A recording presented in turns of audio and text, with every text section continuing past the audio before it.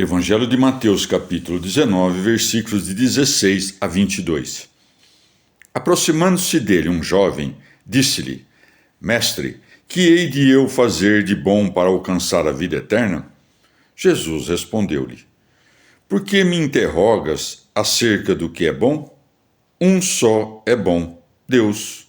Porém, se queres entrar na vida eterna, guarda os mandamentos. Quais? Perguntou ele. Jesus disse: Não matarás, não cometerás adultério, não roubarás, não dirás falso testemunho. Honra teu pai e tua mãe, e ama teu próximo como a ti mesmo.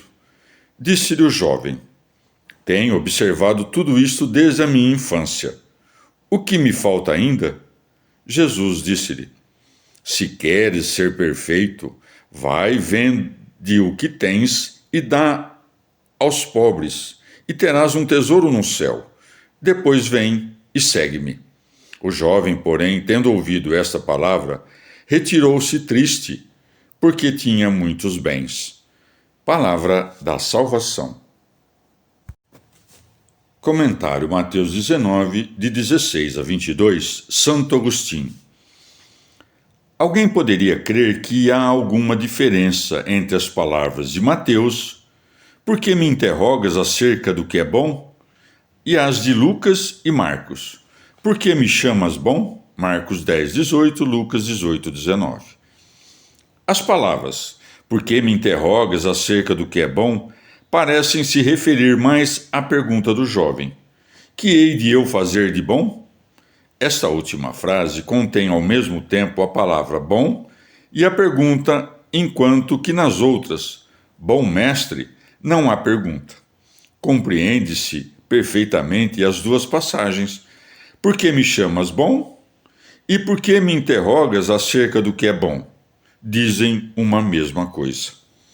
Ou também, como aquele jovem buscava a vida eterna e a vida eterna consiste naquela contemplação de Deus, cuja visão não nos proporciona pena, senão uma alegria eterna, e não compreendia com quem falava, porque via-lhe tão somente como filho do homem, por isso o Senhor lhe responde: Por que me perguntas sobre o bem e chamas-me, segundo o que vês, de bom mestre?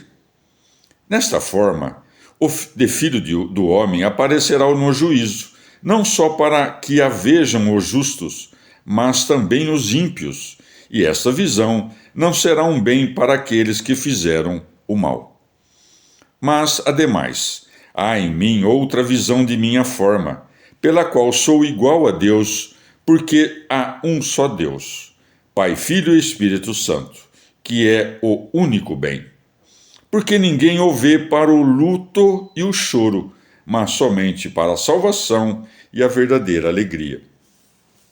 E não disse: se queres ir para a vida eterna, mas se queres entrar na vida eterna, definindo deste modo o que é a vida eterna. Deve-se, pois, considerar aqui o quanto a vida eterna é digna de ser amada, ao passo que amamos tanto esta vida miserável e que deve terminar um dia. E não é necessário escolher um monastério ou os irmãos pobres de um lugar determinado para dá-lo, porque todos os cristãos não formam mais que uma só república. Por conseguinte, onde quer que um cristão tenha distribuído as coisas necessárias, e de qualquer parte de onde alguém recebe o que necessita, recebe-o daquele que pertence a Cristo. Porém, não somente pertence ao reino dos céus aqueles que vendem ou deixam todas as coisas para serem perfeitos, mas se unem a esta milícia cristã, por certas relações de caridade, um grande número de certa milícia estipendiária, a qual se dirá ao final dos tempos: tive fome e deste-me de comer. Mateus 25, 35.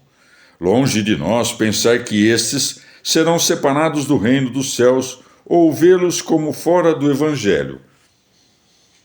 Não entendo como a posse dos bens supérfluos aprisiona mais severamente do que o desejo deles, Pois qual seria a razão deste jovem ter ficado triste, senão porque tinha grandes riquezas? Porque uma coisa é não querer incorporar o que não se tem, e outra coisa é arrancar o que já se tem incorporado. No primeiro caso, abandonam-se as riquezas como uma coisa estranha, e no segundo, arrancam-se como um membro de seu próprio corpo. Segundo a história, o jovem é digno de louvor porque não matou, nem cometeu adultério. Mas é reprovável porque se entristeceu pelas palavras de Cristo, que o chamavam à perfeição. Era ainda jovem na alma e por isso abandonou Cristo e se foi. Comentário Mateus 19, de 16 a 22, São João Crisóstomo. Não tenho dúvidas em chamar este homem de avarento e amante das riquezas, posto que assim o chamou o Senhor. Mas hesito em chamá-lo de hipócrita, porque não estou seguro disso e não se deve julgar sobre coisas incertas, especialmente quando se dirigem a formular uma acusação. Porém, Marcos destrói essa suspeita quando diz: Veio um homem correndo e, ajoelhando-se diante dele, perguntou-lhe, e acrescenta que Jesus, pondo nele os olhos, mostrou-lhe afeto. Se tivesse se aproximado de Jesus com o objetivo de tentá-lo, já nos teria dito o evangelista, como o fez em muitas ocasiões. E se ele tivesse permanecido calado, Cristo não teria permitido que se escondesse, mas tê-lo-ia repreendido com uma insinuação secreta ou de uma maneira pública. Mas não fez nada disso. Segundo o que segue, Jesus respondeu-lhe: Por que me interrogas acerca do que é bom? Não disse isto com a intenção de tentar o Senhor, mas porque acreditava que fora dos preceitos da lei haveria outros que lhe abririam a porta da vida. Uma vez que o Senhor mencionava os preceitos da lei, continua o evangelista. Disse-lhe o jovem: Tenho observado tudo isso desde a infância. E não se detém aqui, mas pergunta de novo: O que me falta ainda? Pergunta que é também um sinal de desejo veemente. E como o Senhor falava sobre dinheiro, aconselhando que deveríamos nos despojar dele, manifesta que a recompensa que dará será tanto maior que o dinheiro como grande é a distância entre o céu e a terra. E por isso diz: E terás um tesouro no céu. A palavra tesouro expressa a abundância e a estabilidade do que nos dará. Não são igualmente escravos da riqueza os que têm muita e os que têm pouca, porque a supressão das riquezas acende uma chama e o desejo se faz mais violento.